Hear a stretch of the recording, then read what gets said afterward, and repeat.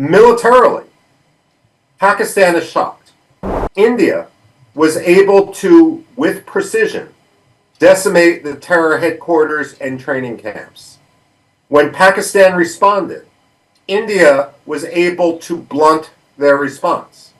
Pakistan went running to try to achieve a ceasefire, like a scared dog with its tail between its legs. What is your initial assessment to the entire conflict that has played out in the subcontinent, starting from the Pahalgam attack, devastating Pahalgam attack, and thereafter India took some diplomatic action, followed up by the military action on the terror camps in Pakistan and POK, and Pakistan retaliation and airstrikes on 10th of May, followed by ceasefire. What is your initial assessment on this entire conflict that played out?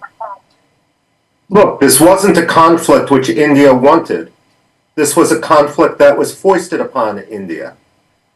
Every country has the right to defend its citizenry. It doesn't differentiate between whether a formal army attacks the country or whether a terrorist army attacks the country. But ultimately, it's the job of India to draw a red line and say, no, we will never tolerate terrorist attacks coming across our border. So India did what was absolutely necessary. So how do you how do you see, was India able to achieve what it wanted to convey, or and how do you see the airstrikes on 7th of October? They were very precise, and was India able to convey to Pakistan that it cannot continue its policy supporting terrorists? Well, India won this, both diplomatically and militarily. The reason why India won diplomatically is all attention is now on Pakistan's terror sponsorship. The fact that Pakistani officers in uniform attended the funeral of terrorists shows that there is no differentiation between a terrorist and a member of the ISI or the Pakistani armed forces. Basically, the world is going to demand that Pakistan extract the rot from its own system. So diplomatically, India changed the conversation. Militarily, Pakistan is shocked.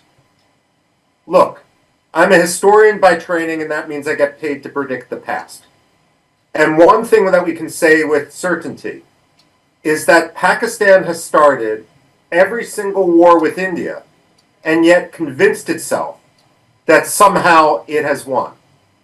It's going to be very difficult for Pakistanis to convince themselves that they won this 4-day war. The reason is India was able to, with precision, decimate the terror headquarters and training camps. When Pakistan responded, India was able to blunt their response. And then when Pakistan continued to try to retaliate, India was able to put their airfields out of commission. Pakistan went running to try to achieve a ceasefire, like a scared dog with its tail between its legs. And the fact of the matter is, there is absolutely no spin that the Pakistani military can put on what occurred to shield themselves from the full reality of the fact that they not only lost, but they lost very, very badly. The question now, however, is what Pakistan will do next. Clearly, there's a problem within the Pakistani military, both because it's a cancer on Pakistani society and because, as a military, it's incompetent. And so, is Asim Munir going to keep his job? Is the ego of Pakistani generals going to trump the future strength and well-being of all of Pakistani society? Basically, Pakistan needs to clean house. but it's an open question whether they are too far gone to do that.